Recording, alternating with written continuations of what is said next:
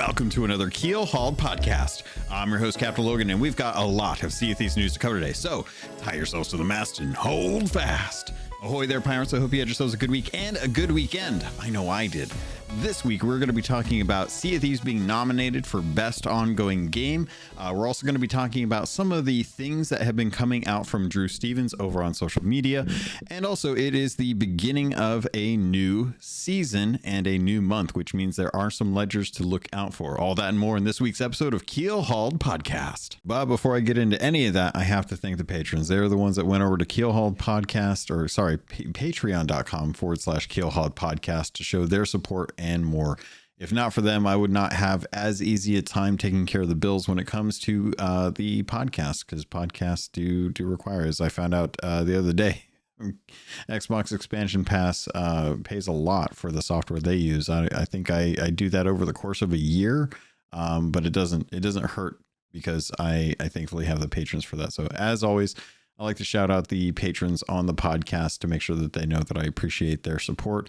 And with that, let's start at the very top of the list with thank you to A Chick, Toasts, L Cute, Balls, Blue Turtle V1, Captain Chunky, Captain Longsharts, Chopper 918, Chateau Noof, Super Pack, Zombie Killer, Cloud, Cosmic Johnson, Static Mirror, Davram TV, El Jefe Esteban, Godhammer 6, Carl Embo, Kylia the Aficionado, Evil Morpheus, Space Admiral Ors, Xbox Mike 29, Mutinous Max, Regis Stella the Brony Pirate, Ribloid, Rust Belt Kid, Shoe Daddy 13, Tommy D, DN Professor, Vibralux, Wailing Witch, Big Bad Pad, Mina Fairy, The Lore Chronologist, Deadeye Dre, Heger Owl, Jeff H, Captain Duckweed, Evil Martha, Peter Miller, Rooski Doo, Thor Von Blitz, Luke Lore the Insipid Ghost,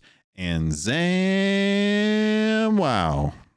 Thank you all so much for your love and your support. And yeah, I hope you guys are having a good time. Don't forget, towards the end of this month, it looks like it is going to be probably the 29th of March. We're going to be doing our Gold Hoarder episode. So any of the patrons that are in the Gold Hoarder channels, double check to make sure that you have that access, because we will be recording, getting your feedback. I imagine there's going to be quite a bit. Actually, it looks like it's on the 22nd. So we'll do the 22nd of March for when that shows up for the Gold Hoarder recording. If you guys have any questions, comments, concerns, you can always jump into the Discord. The events are scheduled out in the Discord at the very top, just under the server guide. So feel free to let me know if you have any questions, comments, concerns. But with that, let's get into it. First up on today's docket, let's talk about Sea of Thieves and the BAFTA games. Now, if you guys don't know, there are plenty of award ceremonies out there. There's lots that cover different games, movies, music, all that good jazz. The BAFTAs, if you don't know, are actually what are considered the British Academy of Film and Television Arts. They've been doing awards for the last 75 years, leading in the UK, of course, and have predominantly been doing different types of awards. I actually think that they are some of the better awards ceremonies. Like they're like more proper Oscar than like something like the Game Awards. Like the Game Awards were kind of Jeff Keighley's way of kind of showcasing games and doing promotional stuff for new publishers and studios to show their games and stuff like that. But a lot of that is driven by, I would guess, like, you know, advertising revenue and stuff like that. The BAFTAs are a lot more like what you would assume are like the actual Oscars. So, and there's different categories for each of these. So each year they put out their categories, and in those tend to fall like some of the ones like best multiplayer. Hi, Fern. And as far as like some of the different things, sorry, Fern is upset. It's been a bit of a rough week last week, so you guys might have been listening to. I'll take a little pause, a little real life here. Been talking about how Cora was making, my little tortie was making a lot of fuss last week, and she was like running around making noise and meowing and stuff like that. Unfortunately, on Monday of this last week, she passed suddenly, and very devastating for me. Her sister has been wanting a lot of attention as a result of that, and her and I have been kind of keeping each other company. So I had to take Cora to the vet so they could get her cremated, and I'm expecting the ashes back hopefully soon. So it was not fun. It was not a fun thing to wake up on Monday morning to have happen like right after I clocked into work. So I spent a couple days off work just kind of processing. Thankfully, girlfriend was with me now for the next week, so her and I are hanging out. She's helping keep me distracted while this is kind of like while I'm dealing with this, and as such, it was just it's been a real rough week. Longtime listeners know I've had 2 cats that I've lost during the length of this podcast. Miley Moo back in the day, which was really devastating and hard. Cora and Fern we got as a result of losing Moo, and now I've lost Cora. Fern, motion sensor, is still with me, and she's going to be getting all my attention and all my affection. She's also going to be getting some trips to the vet, because I really want to make sure that she's doing okay, because both of them sisters were 10 years old. I want to get her checked in and just start making sure that, I'm helping make sure she has a lot more life in her, because losing Cora was very, very painful. So sorry, hopefully she won't be too noisy, but I have been, she's always been the noisy, you guys know, she's always been the noisy one. So I'm going to be trying to, take care of her, and, hopefully she isn't too noisy. If not, I'll probably stop recording, just give her some pets and some hugs, and, get back onto recording when she feels sated and, decides to go lay back down, which she's laying on the floor right now. She looks like a little fuzzy caterpillar. It's adorable. Getting back to the BAFTAs, the BAFTAs, they have fantastic categories. I actually really appreciate the categories that they do.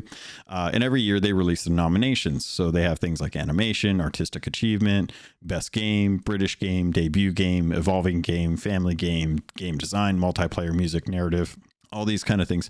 The one I really like is actually new intellectual property, which doesn't really get celebrated too often. This is one of those ones where if you've ever kind of like checked out the game awards and you've seen like what they do, it's rare to actually see new games. First off, new games being like tackled by audiences. Like most people usually don't really like keep an eye out for that. Most people usually don't really pay too much attention to like new properties and stuff like that.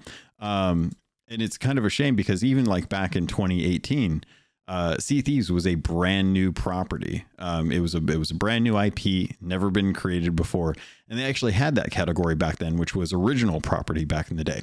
And games like Horizon Zero Dawn, Cuphead, Night in the Woods, PUBG, What Remains of Edith Finch were some of the games that were nominated. I think Horizon Zero Dawn actually won that award, which is a shame, because I think Sea of Thieves is a much more interesting prospect, just given the nature of the game, the development cycle of the game. But I credit to all of those. They're all very good. PlayerUnknown's Battlegrounds created battle royales. What Remains of Edith Finch is a standout walking simulator from Annapurna. If any of you have never played that, highly recommend it. Horizon Zero Dawn is one of my favorite franchises over on PlayStation. Cuphead, Night in the Woods, fantastic games. So I totally understand it. But games like Sea of Thieves didn't win back in 2019. Divinity Original Sin, funny enough, was the winner for the multiplayer game. Avowed being kind of like the spiritual successor in the no, Pillars of Eternity. I'm conflating the two, I think. So forgive me on that one. Just ignore me on that. But needless to say, like Sea of Thieves had always had a little bit of a struggle out the gate. A lot of people talked about how they hadn't really felt like there was a lot really going on. But subsequently, like over the years through the different award ceremonies and different updates, Sea of Thieves has kind of seen some success and around like awards. So, back with like 2016 in Gamescom, they won for the best Xbox One game at the showcase that they had there. They had also won for best multiplayer game, but back in 2016, that was all just kind of demos. And then it's had a fair amount of nominations as times have like gone on. But it really wasn't until 2021 during the 17th BAFTA Awards that it won for best evolving game. I believe in the 2019 during the BAFTAs, it had been nominated for best evolving game as well as best multiplayer game. Now in 2024, we are looking at what's going on with the BAFTAs, and they had actually been nominated again for Sea of Thieves for best evolving game. It's nice to see this when looking at all of the other nominees, because so often with Game Awards, you tend to find that a lot of them tend to overlook a lot of live service games that are still very strong when it comes to like live service. And I think like, for example, Game Awards last year won for best evolving game or best ongoing game. Helldivers 2, not even a year old, won for best ongoing game. Feels very strange that was like one of the two of the three games that PlayStation really kind of put out. And to be perfectly honest, Helldivers is an exclusive, but it was also on PC, and it's a second party studio. Winning for best ongoing game, having not even being a year old, felt very strange in a sea of other nominees that had been out for over a year. So looking at a evolving game for the nominees for the BAFTAs this year, it makes sense to see. They've got Final Fantasy XIV, Diablo 4, No Man's Sky, Vampire Survivors, World of Warcraft, and Sea of Thieves. And looking at this, you would say, okay, well, Blizzard is a little heavy here, but War Within has been a very popular franchise. Diablo 4 has recently had Vessel of Hatred come out, their expansion, their first expansion for Diablo 4, which is really highly rated. And Final Fantasy XIV is a very long-standing MMORPG. No Man's Sky is obviously going to be on there because of their success as far as like continuously updating and iterating to the game, as well as now they are building on a new game that is going to be tied into the fantasy genre. And Vampire Survivors, I'm actually not quite sure like how that's been going for them, because to be perfectly honest, I got my fill of Vampire Survivors and haven't really touched it since, but I fully understand like that is a good game, and if they're still putting out content, definitely deserve it. Sea of Thieves has seen success with releasing their PlayStation version, but they've also expanded on a few things out in the actual game and do deserve some amount of praise for their continued development. It's not like the studio shuttered the game and moved on to Everwild, which they could have easily done at some point. They could have said, hey, you know what? Development's just getting too messy for this game. We feel like we've hit most of the major story arcs with like the Burning Blade and Flameheart. I feel like we could wrap this up here, leave it in a state where it persists, not really touch any of the code, just keep things kind of rolling as far as like seasonal updates and stuff, do some minor updates to the game for balance or bugs, and just kind of ride it out until Everwild's free. But they haven't. In fact, this has kind of been the moving trajectory for the game since, I would honestly say, about October, when Drew Stevens had kind of moved into the head position for the game, with Joe Neate moving up to studio head in partnership with one of the other older senior developers at the studio, as Craig had moved his way up into higher like Xbox publishing and director of like the game studios there for all of Xbox. It was clear that Drew has kind of come in and decided that they want to focus on the hot topics that have been sorely ignored in the game. which is truly commendable when you're looking at a game that is keeping the studio afloat. No pun intended. But the revenue generation for Sea of Thieves is the thing that is justifying Microsoft continuing Sea of Thieves. When they look at the bottom line, when there's studio closures all across the industry, people consistently dropping developers because there's not good projects in the work. We've seen WB Games shutter multiple studios recently so they can narrow the focus in on a few remaining good studios to try and continue producing things like Mortal Kombat, Hogwarts Legacy, Batman, things like that. You really have to hand it to Rare for continuously evolving the game, adding things, trying to work with the community to continue developing this just weird creation of a video game. You know, like you look at the landscape and there's not too many online pirate games that are of a quality, you know, have a caliber to them that actually works out well. I would point to Skull and Bones. As much as many people won't give Skull and Bones credit, that game is still trying to produce content. They're still trying to push out content on a regular basis, and they want that game to succeed in some state.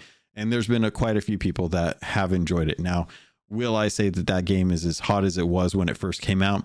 No, but at the same time, I feel like Skull and Bones has tried very hard to continue to provide a reason for people to stay invested in that game during a time when most people are probably engrossed in other live service games that are probably free to play, that are probably over 10 years old, and generally, you know, have more, I don't know, like stock kind of with those games. Like I think about, like, you know, when you spend money in games and microtransactions and stuff like that, you tend to stick with that game. Skull and Bones has had to try and compete with Sea of Thieves ever since they started development, and having come out so much later than Sea of Thieves. Sea of Thieves has really done a good job of ensuring that players have a reason to come back to it. With all the bugs and stuff that they've been dealing with, it is clear that Sea of Thieves is now under Drew, looking to really kind of shore up a lot of the issues that they have, because they recognize, like, if they don't keep their player base, if they don't keep their most dedicated to it, they are not going to have many people to help kind of usher in new players, you know, you're going to lose streamers. And we've seen this. We've already seen that there is a lot of streamers who have been dabbling in many other games, you know, and getting support from those studios, those marketing teams for those games that they're venturing into. So it's clear that Sea of Thieves is trying to make sure that people know that they are invested in taking care of the cheaters. They're trying to take care of the stability of the game, but they're also looking to try and still keep things coming down the pipeline. And, you know, as of right now, I want to make sure that people know, like, hey, we're a month into, well, I don't know if we're in a month into, but we're into season 15. A lot of people have really been enjoying the new Megalodons. The Hunter's Call has given people a reason to jump in and actually try some of the new content. There are still a lot of issues that need to get worked out, and it is clear that the studio is you know, continuing to work on those. I am looking forward to the next monthly update, which at this point, honestly, it's hard to record the episode today, because I have this sneaking suspicion that tomorrow or Tuesday, we are going to be getting an update from Rare as a video or an announcement talking about what's coming for this month's update and how it's going to coincide with the next anniversary of Sea of Thieves. Now, given that Grog Monet was overlooked at the beginning of this year, part of me still has a slight fear that this will be a much more understated anniversary for Sea of Thieves. And if that's the case, I completely understand. Because they're working on trying to slowly push out content, that there aren't major changes, that they're bringing in Sea of Thieves gamers who are very fluent with breaking the game to help add to the QA to try and show the developers like, hey, this is how we broke the game. This is where these exploits live. This is how you can replicate it on a regular basis, so that the coders can actually go and address that. And because of that, I'm going to be bummed out if we don't have like a very interesting or unique exploration into whatever the next bit of update is. Like I feel like we still really want to know what's going on with the boars, with the hunting spears. If the hunting spears are going to be, I don't know if they're hunting spears or throwing harpoons. I can't remember. But I don't know if those are going to be tied to hunting megalodons, or if those are going to be tied to hunting boars. And is it just boars? Because so far that's about all we really know. Are we going to see other creatures in there? Plus, there's a lot that we still haven't seen. We still haven't seen any of the cosmetics for the pigs in the Emporium. They did just recently put out an Emporium spotlight, which is very interesting. They were kind of showing off the Rococo set. That's it's the very fancy kind of the Baroque period cosmetics. And I think they did a really good job with it. I thought it had a lot of kind of like flavor. No, not flavor. I'm saying flavor because they had a cake in it, but they had a lot of personality, I guess would be the better way to showcase that. But also at the same time, I feel like we have lost something with the adventures. In the adventures, we used to have like Shelly the crab for one.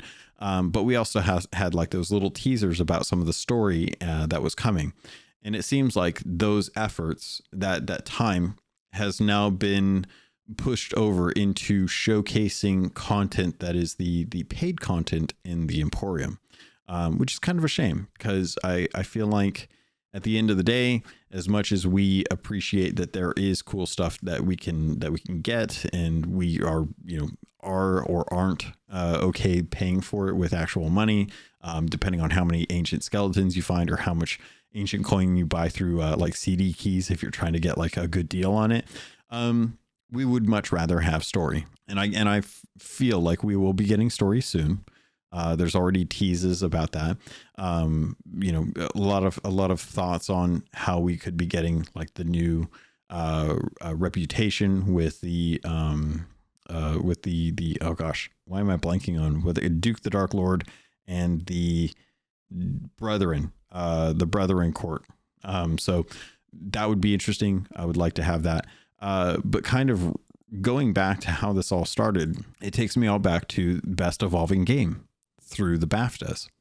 And I would hope that in 2025, when we probably as the actual community looked at the game and said, this is not the year that you should be celebrating Best Evolving Game, there were some really standout things that we did actually get, as far as like the Burning Blade being one of the new world threats, on top of just some of the changes that they made with the Hunter's Call. Now, Hunter's Call obviously came out this year, so it's hard for me to justify that. But I would say, given what they've been trying to do and what I think is coming down the line, 2025 stands to be a much better year for Sea of Thieves than 2024.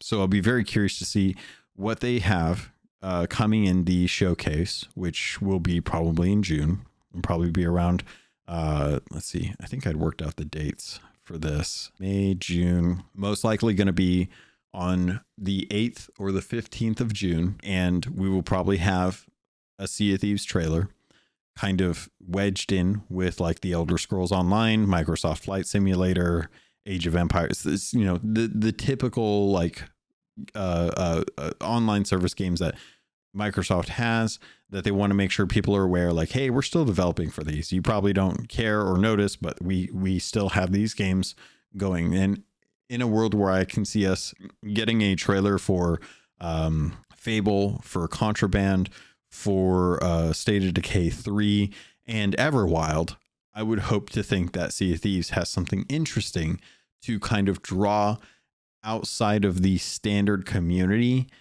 of Sea of Thieves players, draw those people into Sea of Thieves so that we have some fresh meat to be able to go out and or some new folks learning about Sea of Thieves. You know what I mean? On top of that, I just wanted to remind everyone that we are just a little over a month from the Nintendo Switch 2 Direct. That's going to be on April 2nd. And without any kind of inside knowledge, I feel like we will probably see a few games from Microsoft being pushed out in support of the Nintendo Switch 2. We already know they're contracted to have to put out Call of Duty, but we've just recently seen Forza Horizon 5 being ported over to PlayStation 5. There's already rumors of the Gears of War collection, which would ostensibly be the first 3 games, being ported over and will eventually be announced for them. There's some weird controversy over there. But we know that Microsoft has already had studios working on porting some of their games over to PlayStation. Sea of Thieves has been one of the first ones. And as we get closer to the Nintendo Switch 2's Direct, I would fully anticipate that they plan on doing something for them.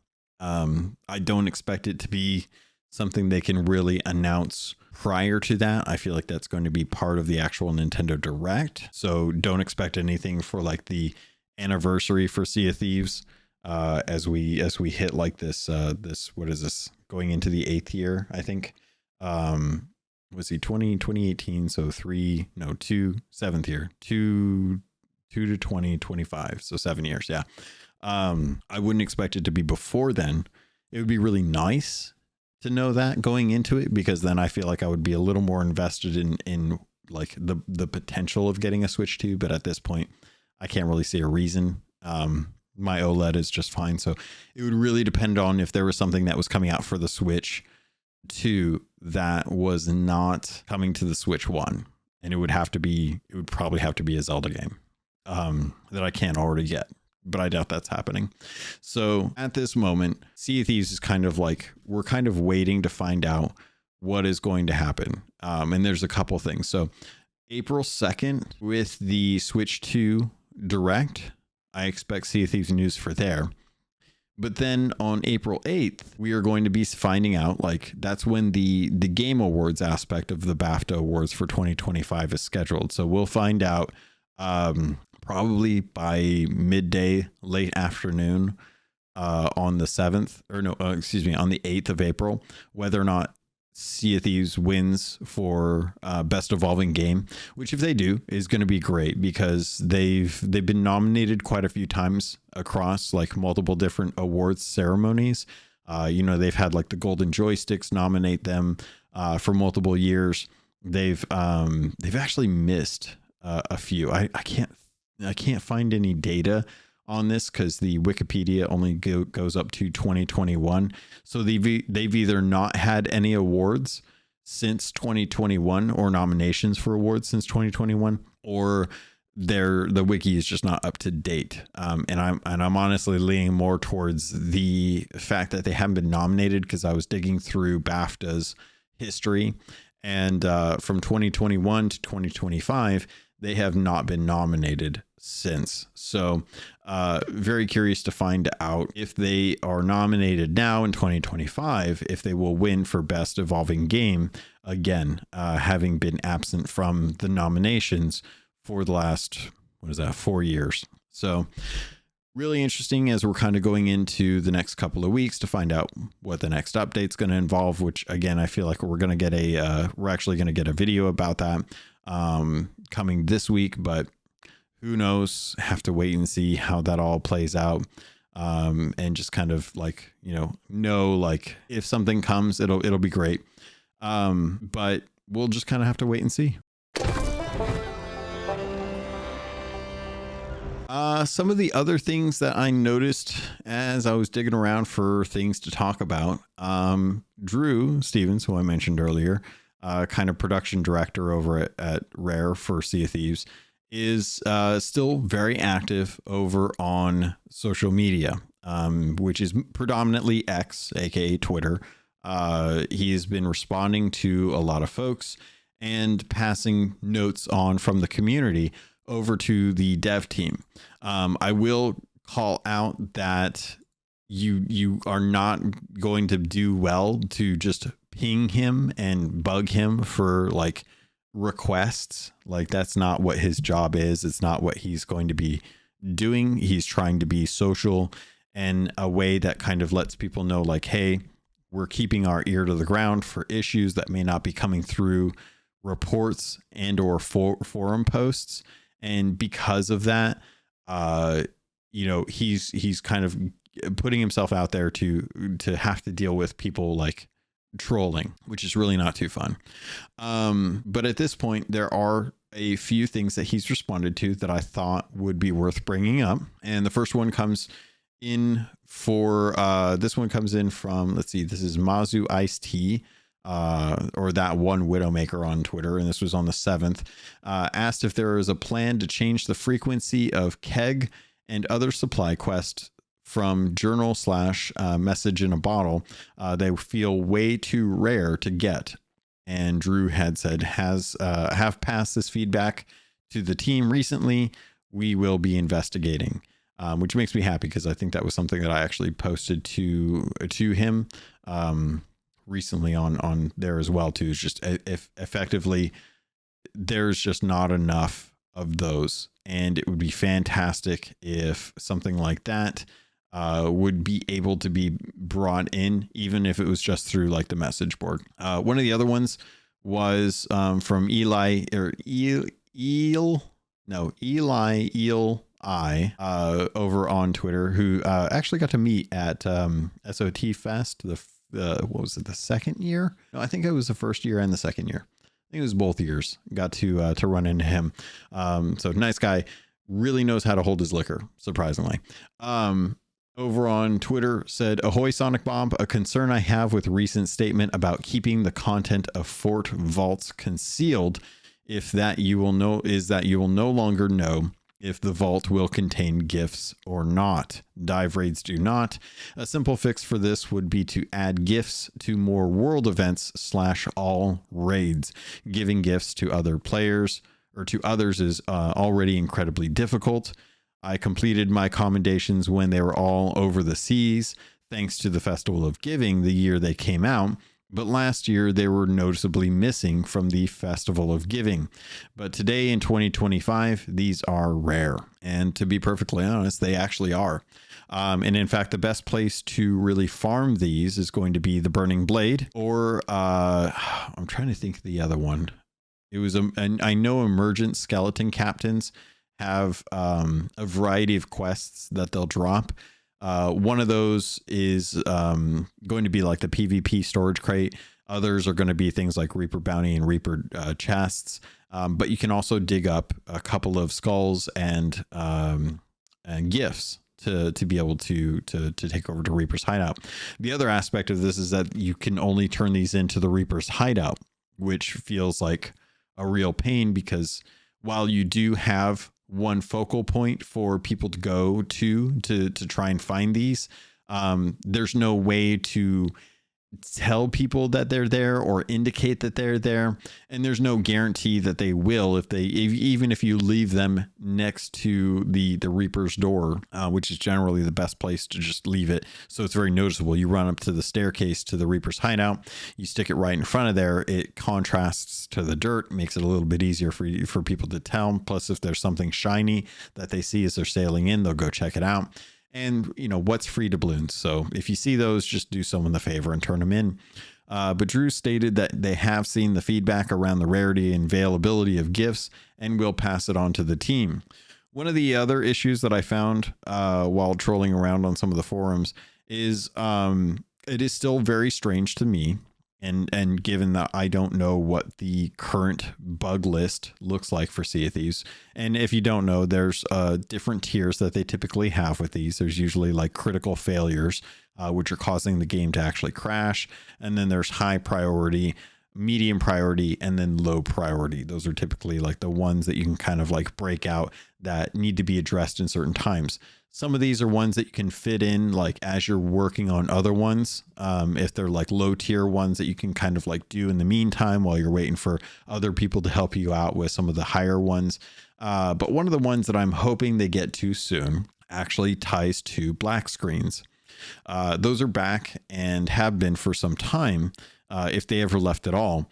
But that is something that Drew has stated is not something that is currently on the roadmap for bug fixes, which is very odd to me because seeing folks who are predominantly solo sloopers out there trying to work towards just either getting commendations or fighting the new megalodons, trying to engage with content, running into a black screen that is devastatingly long is going to usually ensure that you are going to lose your ship. Thus, any encounter that you're currently in is going to fail. And all of that time for something that was not the actual player's fault. Nothing that they did actually caused them to create that black screen. That is something that is a purely an issue with the server and the game client itself. As such, it is really hard to feel good about anything that comes from the devs when that is one of the few things that is consistently plaguing solo sloopers and is hard to know whether or not that's going to be a something that affects a large majority of the gamers. I imagine most people playing Sea of Thieves probably play with other people, so you're already looking at more of a minority in Sea of Thieves, given that solo is typically like the quote unquote hard mode for the game. But it is hard to know how broad that affects people, but it is something that affects everyone and is usually overlooked because teammates will pick up the slack if you do hit a black screen. And because of that, it doesn't feel like it's as painful of an issue for like most community members out there. But it is something that is a real bummer. It is something that should be high on the priority list. I just don't know what other things are either ahead of the black screens that are more critical to some of the issues that people are dealing with. I would imagine hacking is probably high on that list, but I don't know if the team that's working on hacking is also the ones that would be addressing black screens. It's hard to know like how the inner workings of the studio is. I have been trying to work with the crew, the CM team, the community management team, to try and get in contact with some of the devs, to try and get an interview with them, to try and see like, hey, I would love to be able to sit down, pick your brain about what's going on with this and see where the workflow falls, so that if you are trying to address multiple issues, how do you go about picking A versus B when you're looking at the analytics versus what's a hot topic for the community? To me, it feels like things that are talked about more on social media, on forums, tend to be ones that get a little bit of a plus or like an uptick on the old list of bugs. So speaking of interviews, if you happen to be on social media, anyone who has an opportunity to ping Sea of Thieves and let them know that they would like to hear this developer or that developer on Keelhauled for an interview always helps me with the justification for that time. They're busy. I'm busy. Everyone has stuff that they're working towards.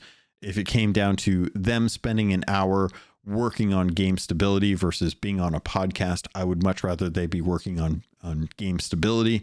But if they have an hour where they could sit down and chat with me, or even a half hour to sit down and chat with me to help talk about the game, the state of the game, especially as we're going into season 15, we should be getting another podcast episode either this month or next month. And I imagine they're probably going to be doing it for the anniversary. It would be fantastic if folks online had an opportunity to shout out to Rare, be like, hey, we know you guys aren't doing anything with the dynamic backgrounds, but if you have a moment, we would love to hear X developer over at Rare sit down with CaptainLogun to talk about the state of the game or what they do in their work with bringing content to Sea of Thieves, things like that. So yeah, that always helps out. One of the other things that I saw with Drew kind of responding online was talking about the Reaper's chests no longer spawning in shipwrecks. I've only seen them in Fort of the Dams or being dug up. And then quoted one of the actual patch notes that says performance improvements have been made to how treasure is populated within shipwrecks, ensuring that it's only placed where crews engage with it and more readily cleaned up to improve server performance if items are left behind. And Drew says that they are still there, but recent improvements have impacted the visibility of the beacon and that the team is currently on it, which coincides with another post that I saw where someone had actually shown on the map that there was a Reaper chest in a shipwreck. And if you swam down there, you could see the actual little beacon as you were like swimming around. You could go down into the shipwreck and actually see the actual Reaper chest, and then go back up to the ship, take a look at the map, show that it shows on the map. But the beacon is a very, very light wisp now. So if you are sailing around, if you are looking for that, definitely keep an eye out and try and use the map as your best guide for making sure that you don't miss out on those, especially if you're working on those commendations to try and get the Fort of Fortune stuff, because it's all really cool looking. And that was about it as far as the information and stuff that was coming out from Drew. Really nice that they were able to put this together, or that he's out there kind of responding. There was someone out there that was like day one of asking Sonic Bob to message me because I have ideas that I wish to share. Definitely not the way to go about that. And he even responded. He said, sorry to burst your bubble, but demanding a one-on-one with a member of the development team is not the way to go about getting your ideas heard. And later said that, you know, it's all good if because he apologized, basically the person requesting it apologized, and said that he just needs to make sure to cut that before it goes any further. Suggests you post your ideas in your preferred space online somewhere, and then tag him and he'll read them, just like he does with all of his mentions. He just doesn't promise that there's going to be a response. So nice to know that Drew is at least willing to put in the effort to go through his mentions. Just doesn't guarantee that you're going to get a response for that, which is why I think I'm trying to go through the actual like chain of command or the proper procedure when requesting interviews with the developers. I think I've got, let me take a look here. Let me see if I can actually take a list of the developers that I put on the list for request. Drew Stevens, for obvious reasons, Luis O'Connor, just because of Everwild, Andy Preston, Mike Chapman, and then Adam and Pete, who work over at marketing. Are some of the ones that I would love to chat with, especially given that majority of the folks I've actually had communication with and or have like chatted to. So if they have time, it would be great to actually chat with them, because I think it's been a while, especially with Adam Pete, if you guys don't remember. But they were on a podcast episode in November, and I'm blanking on the year. I want to say it was like pretty early on. It was like 2021, 2022. But I remember them being on a podcast episode where they actually talked about how they are working towards getting another Sea of Thieves controller kicked up. And if you don't know, working with Microsoft to try and get one of those created is a very tough thing to do, because Microsoft already has a product line that they're working towards, and they already have things like projects in the work for the different controllers that they're working to do. They tend to release a new controller about every 3 to 6 months, it feels like. And they just got done with their Cypher series, which is like their clear plastic ones. And I would love to know if Sea of Thieves has any opportunity that they've gotten any progress on those new controllers, given how cool the original ones were, with their kind of like clear plastic purple shells with the little kind of like pot marks from the like the barnacle feel of them. The coral-esque feel of them was always really cool. And the gold tooth, I would love to see something like that, or something in the vein of Sea of Thieves come back.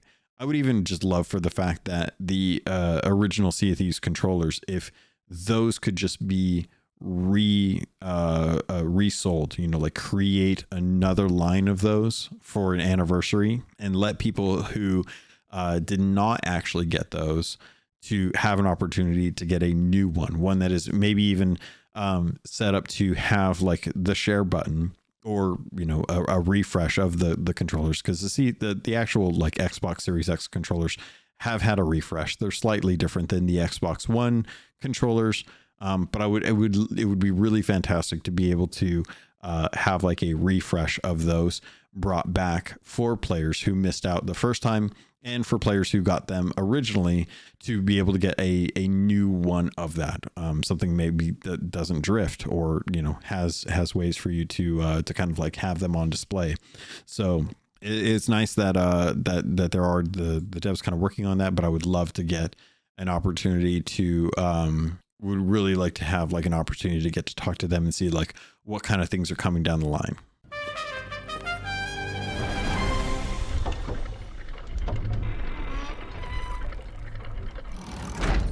Next up on today's docket, let's talk about David Jeff. Now, if you guys don't know who David Jeff is, he is one of the gold hoarders in the Keelhauled Captains Guild. If you guys don't know, the Keelhauled Captains Guild is for the actual patron members. I've tried to keep as many active people in the main one as possible. And as such, you know, I've got two of my 3 guilds set up so that if folks want to join in those, they can. If they're active, it definitely helps out with getting the levels. But I wanted to bring him up because of Godhammer6, who's one of the main contributors of the actual guild. And that's because the Heinrich Intrepidus Chronicle has been slowly but surely putting in work on the actual captain's tier and the ledger, which, if you guys don't know, new month, new season, new ledgers, well, new guild ledgers. There's ledgers available for the Hunter's Call.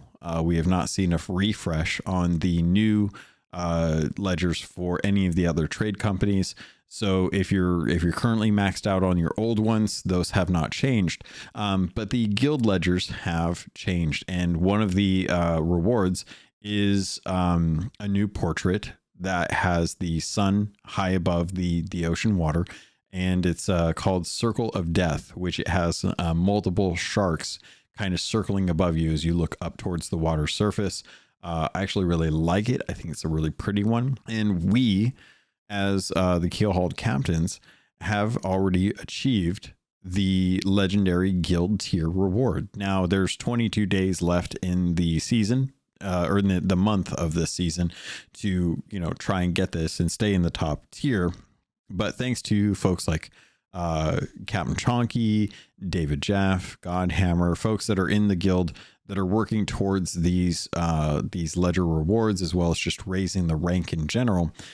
It's been fantastic to have them slowly and surely continue to contribute to the guild. So shout out to Godhammer for DMing me and wanted to get me kind of like aware that David Jeff has been, and it always makes me think, my name is Jeff, slowly working towards that, because we have been in tier 3 for a short amount of time, but we're already 37 in tier 3 as we're working towards tier 4. I know plenty of other guilds out there have already moved on and have already hit rank 10. But it is nice that there are some dedicated folks working towards the guild levels and ledger on there. As I say that, I wanted to kind of remind folks too, it is the start of the new month, and there are ledger rewards for the Hunter's Call. If you want the legendary or the Master Hunter tier, which is the highest tier, there is the Hunter's Call inaugural Forager sales. which look very similar to the original Hunter's Call sales set that they put out. It's a little more shiny, a little more decorated. And then, of course, if you drop down one tier, you've got the Deft Hunter tier, which has the Hunter's Call inaugural Explorer sales, which just have a little more green in them than I think the original Hunter's Call set themselves. Also, just a reminder, there's a commendation to put on all of the Hunter's Call. So if you're already level 50, there is a costume that you can buy.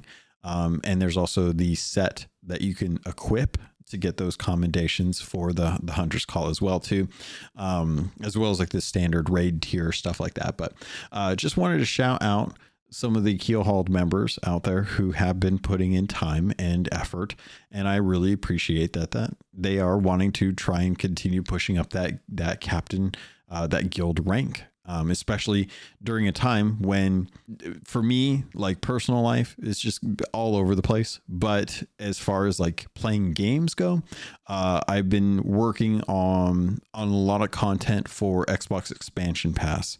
And because of that, I have not gotten to sail too frequently on the game. So I'm actually like kind of wondering like when I'm going to be able to jump back in there. I'm currently working in partnership on a review for Assassin's Creed Shadows. Previews are done, but I'm also jumping into Split Fiction at the moment because that's a 2-player game from Hazelight. That is a really interesting game to kind of like swap between two main genres. And if you don't know Hazelight does really amazing games like It Takes Two, Brother. Oh God, I'm forgetting on the original one that they had, but they make pretty. Joseph Ferris, known for dropping the F-bomb at the Game Awards, but is a very, very good game director and knows what kind of games to make.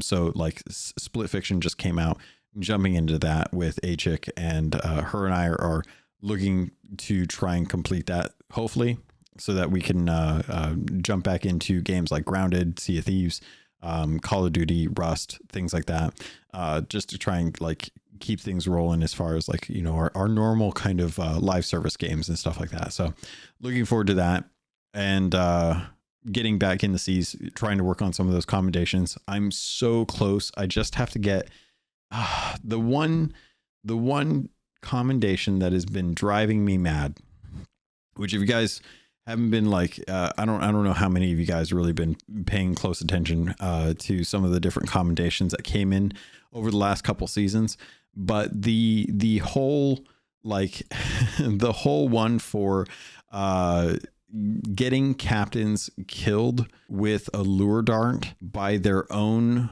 skeletons, like in the and it's in the Pirates of Mischief one. And if you guys have tips about this, I would love to have some tips on this. But they work for me now, and you have to kill 25 captains, and they have to be named captain. That's the other aspect of this too. If you're working on this and you see like skeletons out there, but they don't have captain in their name, they don't count. It is an individual commendation. So the best thing that I've been able to find is I will go roaming around looking for emergent captains, or doing the lowest tier Order of Souls, dive to or sail to an island where there's skeleton captains, using a lure dart near, and I'll try to find like a ammo crate while you're at it too. This will help you out. Take the ammo crate onto the island, use the lure dart, run away somewhere so they stop chasing after you, and then go into one of your disguises. And you can get into like a barrel, and you can actually like wander around really close to them. As long as they don't hit you through like a stray bullet or something, you can actually watch to make sure that they are attacking the captain. If you have skeletons that are using the blunderbuss, that will put in a lot more work. Poison darts will help kind of bring down the health of a captain, but you got to be real careful, because if they die to the poison dart, then it's going to take all that progress away that you just put in to try and get these captains killed with a lure dart. But I would genuinely recommend like using a lure dart and using a poison dart to try and kill the captain a little bit faster. But blunderbuss skeletons work the best. Regular skeletons work the best. Don't mess around with any of the specialty ones like the goths, the vegans, the metalheads. Those are gonna detract from. They're gonna have special limitations, like trying to kill a vegan skeleton on a small island when they get knocked into the water is just going to refresh their healing ability, and it's just going to make it even harder for them. The goldies or metalheads, like in the water, tend to be pretty good. That's actually a fairly easy way, but because they move slow and the knockback that they suffer when they get hit with something and they have to start eating, if they're in the water, they move so fast because of the way that the game works. They tend to get out of range. So unless you have skeletons that are actively shooting at them, makes it a little bit difficult. And with the skeletons that are the goths, you realistically only get to fight those during the daytime, unless you're like near your ship. In some cases, you don't always get that opportunity to be able to use like a flare to keep them vulnerable. So it's really tough when it comes to some of these. That is like the last one that I have. Let me scrub through this real quick because I'm looking at the Pirates of Mischief ones and I'm looking to see what's incomplete. And I actually think that's it. I think that's literally the last one. I'm at 18 of 25. I've got 7 more of these captains I need to get done, and I will be completely done with all of those blow dart commendations. I'll be done with all of the Pirates of Mischief ones. That will be the first commendation set that I've been able to complete since the rowboat revelry, because I still need to get my siren song skulls turned in. I have to unlock the chest a bunch more times. I still need to turn in 6 more of the skulls, and then I'll finally have that one. There's a few that I've been grinding away at for this, like the war chest. I think I need to get, let's see, where's the one that I need to actually work on here? Hitting skeleton ships with bone collars from a cannon, and defeat ashen skeletons with the bone collars, which if you guys are looking for bone collars, the most success I've had on these are actually going to be forts. I can't remember if I talked about this or not, so forgive me if I have. And I have to sell horns of fair winds as well too. I still got like another 44 of those I need to find and sell, but then those will be done. But yeah, skeleton forts, active or not, if you're looking for bone collars, those are going to be the best place to try and find those. You can typically find about 3 to 4 of those there. Outside of that, I would say outposts or the burning blade. So if you're still working on gifts and you're still working on bone collar commendations, burning blade is genuinely going to be like the best for that. You know, you go on there, you grab the gift. Even if you don't sink the ship, you can still get access to the gifts and to like the skull, the Ashen Lord skull. You can still get the loot from that, and still manage to swipe the bone collars that they have in their barrels. So those are going to be the best bets. But outside of that, I think that's it. I wanted to make sure that I shouted out Godhammer's recommendation for David Jeff, who's they've been in the guild for a while. The other thing that I wanted to talk about, and this is kind of a sour note as well too. I've already talked about losing Cora, but if for old salts who were in the community back in like 2018 to 2020 or 2021, I've talked about him in the past. He was on the show back on episode 132. JPizzle or Josh Payne, who's had a very rough life, unfortunately passed away on the 6th. And it's one where it's kind of crazy. Like, I know everyone's kind of like had community members or been in communities where folks have been lost due to health reasons or accidents, things like that. This one was kind of a rough thing. I was kind of surprised. You know, he knew that he was going to have some issues. He's already had some health issues. There was a GoFundMe to help kind of pay for some of the medical that he was going to have. but he was going to have to live in hospice. As a result, there was like no getting around that. But unfortunately, I found out tonight from Richie, Arizona, that he unfortunately passed away. So it's a real shame. If you guys want to learn who he was, or at least find out like what was going on with him during like the high time of Sea of Thieves for us, that was episode 132. That was back in, gosh, I want to say it was like 2020. Let me take a look at the episode here. Yeah, August of 2020. We talked about 64 kegs. Let's see, some spicy boneheads. There was some information about Twitch drops, as well as a hotfix that came into the game. We cover all of that. Even had some tangents covering the current state of gaming as a whole. And then comments about it being like one-shotting an Ashen Lord and the 35th rare event, or 35th anniversary rare event, which actually has a link to the figurehead that Rare put out for their 35th anniversary as a studio. So we talked about that back in 2020. So it's a bummer. It sucks. It's a shame to lose friends, even if you don't get to keep in touch with them. The only thing I can recommend really is, you know, just reach out to folks. If you haven't talked to them in a while, just let them know like, hey, I hope you're doing well. I know we don't chat anymore, but I still remember like us hanging out and having a good time. So hopefully you guys are having a good week. With that, I'm going to say, you know, socials are in the show notes. Take care of yourselves, take care of your loved ones. Make sure you're chatting with them. Make sure you're keeping contact if you can. I know there's always going to be bad blood in there. Trust me, as someone who has a bad relationship with my mother, it's rough to have to reach back out to them for other aspects of my life involving other family members and stuff. So I know it's tough.